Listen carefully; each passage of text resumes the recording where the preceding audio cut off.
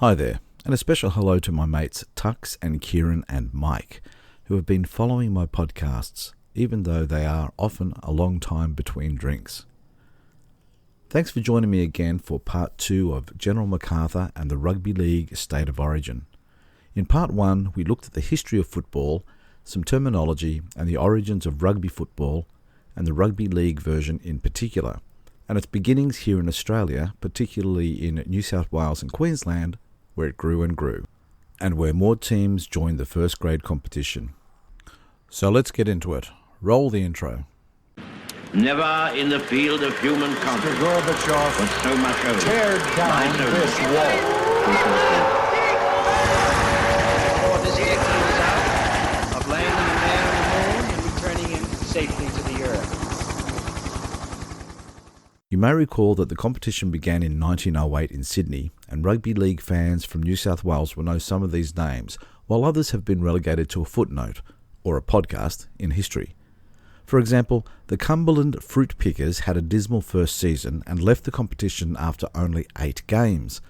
The Glebe Dirty Reds lasted until 1929 and were disbanded, but the St George Dragons joined in 1921 and the Canterbury Bankstown Bulldogs in 1935. In the early years of New South Wales Rugby League, the games were well patronised, with gate takings able to supplement the wages of the players and officials. Remember, as I discussed in part 1, the Rugby League was formed in Britain in opposition to the Rugby Union because of class differences. Players that worked for a living could not devote as much time to playing football as their more wealthy counterparts. This occurred predominantly in the north of England, where there was a high propensity of mines and other forms of manual labour, where hard men did hard work for little pay. This is where a league was formed to play a new form of rugby that was faster and more appealing to spectators. The league could collect gate takings and distribute it to players and other members of the league to help supplement wages. And so what happened in England was repeated in Australia, and the rugby leagues in New South Wales and Queensland emerged and operated on a professional, albeit modestly professional, basis. Meanwhile, the New South Wales and Queensland rugby unions doggedly held on to their amateur status, but as a game played by the more well-to-do from, say, universities and private schools. Thus, when World War II started, the football codes that the Australian Army supported for playing within the service somewhat reflected the likely backgrounds of the soldiers. So it was Australian rules football for the diggers, that is to say, for the soldiers, the non-commissioned officers and the warrant officers, collectively known by the term other ranks, and it was rugby union for the commissioned officers. The commanders thought that this partition would be the most popular and most logical method of keeping both groups happy. Cricket, oddly enough, was to be played by both officers and other ranks. But this then begs the question, especially for those soldiers that came from New South Wales and Queensland, where Australian rules football was not usually played. What about rugby league? Well, enter serendipity. In the late 1930s, 4 Queenslanders were deeply involved in rugby league. James Larkham was the Member of State Parliament representing the Central Queensland district of Rockhampton. He was an avid player and the president of the Queensland Rugby League, helping to coordinate the development of the game in Central and North Queensland. Meanwhile, an accountant in the North Queensland city of Townsville, who was also a city councilman, was also a keen footballer and helped form and became the president of the North Queensland Rugby League. His name was Arthur Fadden, and he became a federal politician in 1936 and was elected deputy leader of the Country Party, which was in coalition with the United Australia Party. Now, in my podcast on the true hero of Anzac, I mentioned a critical air crash that occurred during 1940 when Australia was at war with Germany, fighting in North Africa. That crash took the lives of senior members of cabinet, and I would recommend you take a listen to that podcast to learn about Australia's greatest soldier. But that air crash killed the Minister for Aviation, who was also the Minister for the Air Force. Now, with the loss of that key position, the then Prime Minister, Bob Menzies, gave those ministries to Arthur Fadden, the Deputy Prime Minister. His position as Minister for Air Force meant that he had influence with the Minister for Army, and it was this relationship that led to senior officers being, in inverted commas, encouraged by the Minister for Army to integrate rugby league as an army sport. Now, I'm doing air quotes, by the way, listener. Of course, as all Australians know, Fadden became Prime Minister for a short time in 1941 when Menzies was given the old heave-ho until John Curtin was elected. But let's not get too far ahead. Let's go back to 1939. Now, when Germany invaded Poland on the 1st of September 1939, Great Britain and France declared war on Germany. The Australian Prime Minister, Bob Menzies, immediately declared war on Germany in support of Great Britain, and the rush to join the army began. Now remember, in 1939, movement between the states was limited primarily to rail. The citizens' military force, known as the militia, was our main military force and was larger than the standing permanent army. It existed as a force in reserve, ready to be mobilised to defend the nation from attack, but it was not to be used for overseas service. The same applied to the much smaller and professional permanent army. So any force that was to be sent overseas for war would have to be an expeditionary force. So just like in 1914 for the First World War, when the Australian Imperial Force, the AIF, was raised to be sent to Europe to fight the Germans and help defend Britain, another expeditionary force was raised for the same purpose in World War II. The AIF of the First World War was a successful fighting organisation, so the second iteration was also named the AIF, but given the ordinal second. So the second AIF was raised for overseas service in 1939 to help defend Britain. Recruiting was in full swing across the nation, so battalions and regiments were raised along state lines. Many of the new units were derived from established militia units which were regionally based. So you would have battalions from New South Wales and battalions from Queensland and from Victoria and South Australia and so on. Battalions and regiments from the two states where rugby league was the dominant code would play rugby league within their units for physical training and for enjoyment. From that point onwards, as rugby league was integrated further into army by the commanders and officers who were, again in inverted commas, encouraged by the Minister for Army to expand it, soldiers from non-rugby league playing states started to become more familiar with the game and had an opportunity to join in and play it. Now, the generation of the 1930s is often called the Greatest Generation, and it is no wonder. When Australia entered the war in 1939, there was a rush to join the military. It was seen as a duty. But after the initial excitement and eagerness passed, recruitment declined in early 1940. The phony war was now in full swing. The phony war is that period at the beginning of a war when nothing much happens. And so there did not seem to be any urgency to rush to join and to don a uniform. But when Germany steamrolled its way through France, Belgium and the Netherlands and Norway in mid-1940 during the spring and the summer, Britain found itself directly under threat. Europe had been dominated and Britain now stood alone. Churchill made his famous speech stating that the British would fight the enemy on the beaches and in the hills and it would never surrender.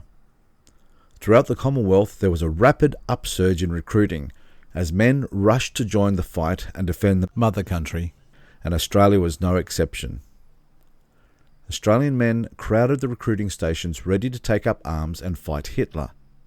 Now, this new influx of men willing to fight included many rugby league stars from the first-grade competitions in New South Wales and Queensland, and many of the clubs suddenly felt the sting of having Australia's finest young men suddenly disappear from their playing roster to enlist to fight the Germans.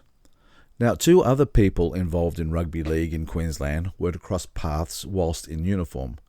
Thomas Titley, known as Tiger Titley because of his skill at football, was the son of a preeminent retailing family in the town of Charters Towers in north-central Queensland.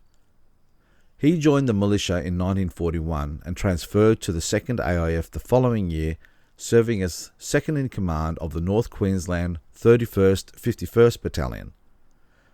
Titley, as a company commander, led an assault on Simba Ridge during the fighting on the island of Bougainville, earning a military cross. He'd later become Charters Towers' longest-serving mayor. The other person was Tom Pedrozzini, a school teacher who was a long-time official in the Brisbane Rugby League and who was with the Australian Army Amenities Service as the officer commanding the Army radio station 9AC on Bougainville Island, one of a series of Army-run radio stations broadcasting to troops in the Southwest Pacific. So by 1944, the War in the Pacific had removed the immediate threat to Australia posed by the Japanese. General Douglas MacArthur, the most senior Allied Army general in the Pacific Theatre, had spent many years as the senior US Army commander in the US territory of the Philippines. When Japan invaded, he was able to make his escape to Australia, whilst thousands of American and Filipino troops were left behind and were killed, executed, or made prisoners of war. He was appointed Supreme Commander in 1942 and situated his headquarters in Melbourne. It was here that he made his famous promise to the people of the Philippines, saying, "I shall return." I bring this up because it was his desire to return to liberate the Philippines as a measure of vindicating himself and his escape. Well, this became his focus and the basis for his strategy of fighting the ground war in the Southwest Pacific. Now, by mid-1942, the Japanese occupation reached its high tide. Most of the island of New Guinea was under Japanese control, as well as the archipelagic and nearby islands. This included the island of Bougainville and the Solomon Islands. Australian troops were holding back the Japanese as US troops were raised and trained and dispatched to reinforce the Australian effort. The GIs would become the main force by strength of numbers and the sheer amount of equipment America was able to muster. So by late 1942, MacArthur's battle strategy was the following. He would firstly ensure that the sea and the air routes from the United States to Australia were secured, and then hop from island to island, starting at the Solomon Islands, and head back towards the Philippines. Now, the Solomon Islands chain and the nearby island of Bougainville lay closest to the sea and air routes between the United States and Australia. The Japanese aim had been to cut off these routes and to isolate Australia and prevent the United States from establishing a first base in Australia. MacArthur's strategy was not to defeat the enemy in combat per se, but to isolate them until they were no longer a threat to his plan. When each enemy force on each of the islands was no longer a threat, he would then move on to the next island in a northwesterly direction with the aim of neutralizing Japanese forces on the northern coast of the island of New Guinea on his way back to the Philippines. Interestingly, he did not destroy these enemy forces he left behind, he merely neutralized them as a threat, and the way he did this was by cutting off their lines of supply. Japanese forces were still located throughout the islands and on New Guinea, but with little resupply, they were not a major threat to the Allied effort, nor to his move towards the Philippines. They were, however, still a threat to local populations and any Allied forces that were in the area. Now, this strategy was alien to the Australians, but it makes sense when you consider the differences in the resources of the two allies. The US had technologically advanced equipment, and a lot of it. Fighter aircraft, bombers, submarines, warships and supply ships, and the ability to rapidly build up and establish strong bases. These were all available to the Americans, and so their way of fighting was weighted heavily towards that. Establish a firm base, such as an airfield, and then use that airfield to attack the Japanese supply chain and thereby neutralize the Japanese forces. It was a logical means for fighting for a force that had the equipment and the ability to use it. Now, the Australian forces, on the other hand, were used to more austere supplies and equipment, and so had to rely on being adept at small unit tactics in rough terrain. Where the Americans were happy to build a base and defend it without the need to fight in the jungles and to then starve the enemy, the Australians were used to, and very good at, going on the prowl through the jungle, seeking out the enemy, engaging them and, where possible, defeating them.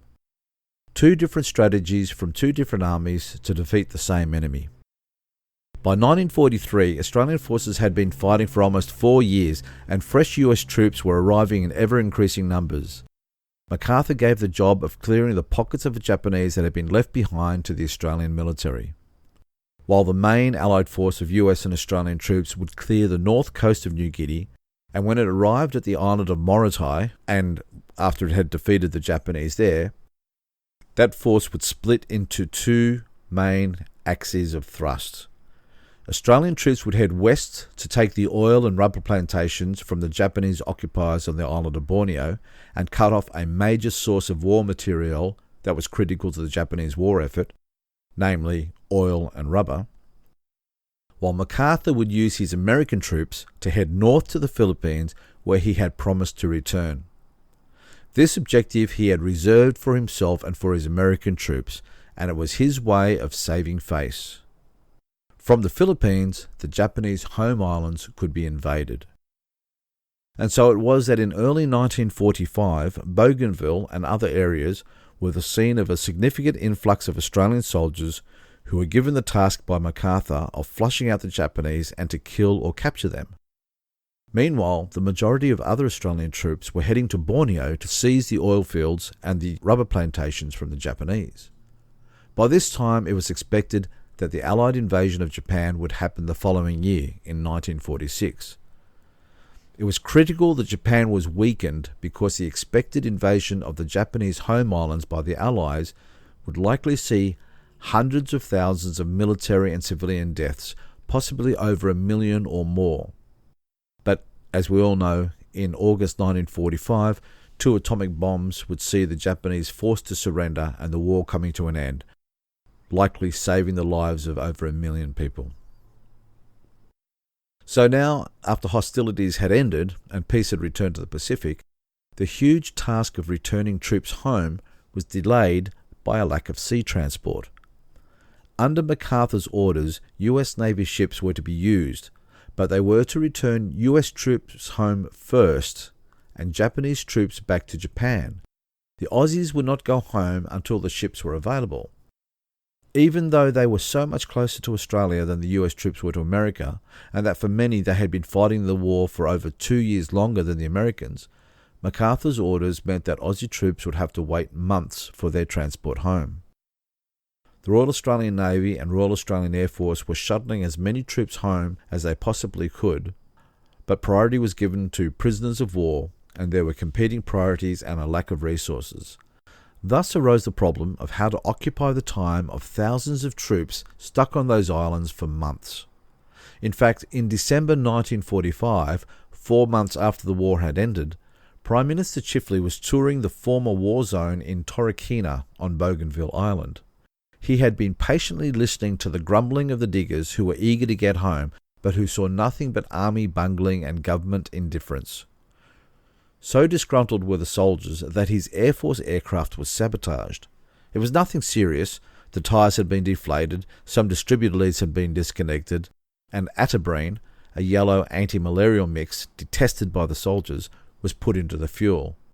The atabrine was easy to spot during the routine fuel check, and the pilot could tell that the engine was missing during the start, which could only point to an engine electrical problem.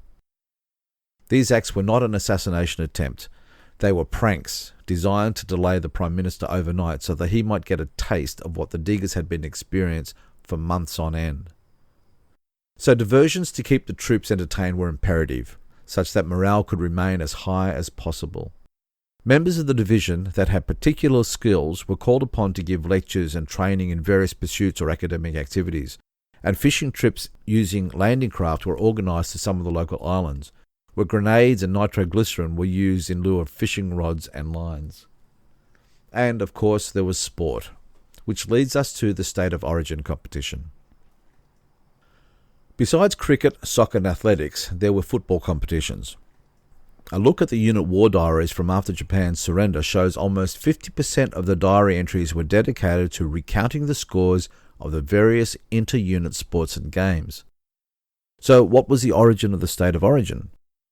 Well, it was Warrant Officer First Class Ronald Connor of the 106th Casualty Clearing Station who came to Major Tiger Titley requesting permission to hold a rugby league football match, Queenslanders versus New South Welshmen. Now, since the formation of the New South Wales and Brisbane, which then became the Queensland Rugby Football Leagues, there had been interstate competitions. But the difference was that because the New South Wales competition was bigger and more highly paying, many Queenslanders made the move to New South Wales to play in the New South Wales competition. So when a state-selected side was created for an interstate match, the New South Wales team had several Queenslanders in it. Imagine being a proud Queenslander and having to don a New South Wales jersey. But on Bougainville, the idea was that each team would come from a battalion that had been raised in either Queensland or New South Wales and would consist of players who were representing their state of birth. Queenslanders representing Queenslanders and New South Welshmen representing New South Wales. This was a novel concept, and a similarly organised match was planned for the Australian rules football players. Temporary Brigadier General Leslie Gilbert Binns, Brigadier Administration for the Southwest Pacific area, was approached and, because he was a quartermaster, and from Victoria no less, was most likely a stickler and insisted Titley create a formal football league before proceeding. Thus was formed the tautologically named Bougainville Rugby League Association, with Brigadier Binns as patron. Now Lieutenant Tom Pedrosini from the Brisbane Rugby League became president, and Warrant Officer Class 1 Ronald Connor, who came up with the idea, became its secretary. The association was aligned with the Brisbane Rugby League so that the games had official status. The commander of the 3rd Division, Major General Bridgeford, who was commanding most of the troops on Bougainville Island, commissioned trophies to be made in one of the Australian Electrical Mechanical Engineering workshops. These trophies were to be made from Japanese artillery shells, and the band of the 31st 51st Battalion was to provide the entertainment. Selectors started scouring the units for suitable candidates for their state teams. A few first-grade players were serving in the army, and so some well-known players from the Queensland and New South Wales competitions were thrown into the mix. 2 games were played, and an account of them was run in the Rockhampton Morning Bulletin newspaper, written by Warrant Officer First Class Connor, in a manner that any newspaper sports reporter of the time would have envied. Through his words, the 2 games came to life. Of course, the captain of the Queensland team was Rockhampton fullback Jack Barnes, so the story of an obscure football match in Bougainville going to press in Rocky is no surprise. What is also no surprise is that Queensland won both matches, 10-9 and 20-13. Yeah, Queenslander. The 2 matches were played on the former parade ground of the US Medical Company, what was named Medco Field. The 2 matches were played to great acclaim, and Lieutenant Pedrosini ensured that the game was telecast via 9AC across the whole of the island. The competition trophy had the names of the players engraved thereon, and it was presented to the team. By mid-1946, all the Australian troops had been returned to Australia and demobbed, that is to say, demobilised, and discharged from service, returning to their families and their jobs. Later, that same year, during a Brisbane football match, a representative of the Army handed over the trophy won by Queensland in the first State of Origin match to the Queensland Rugby League. In 1998, it was donated to the Army Museum of South Queensland. In 1980, at Lang Park, the first of the modern State of Origin Rugby League matches was played, but in 2007, the then manager of the Army Museum at Victoria Barracks, Brisbane, Major John Wright, had the trophy and contacted the Queensland Rugby League's History Committee asking for assistance in locating any relatives of the soldiers who played. From that phone call, interest was sparked, and since then the tale has become more well known, such that now it is more or less accepted as the competition's genesis. In 2013, newspapers ran stories on it, but even before this, and the 2007 phone call that piqued interest, Jack Galloway wrote in 2003 in his book Origin that Army was responsible for the first iteration of this now legendary competition. But remember, the only reason we had that football match was because MacArthur gave priority to all the US troops to return home first, leaving those Aussies stuck in Bougainville with nothing to do but throw grenades at fish and play football. Well, thank you, listener, for your time listening to this podcast on General MacArthur and the origin of the Rugby League State of Origin. I hope you enjoyed it.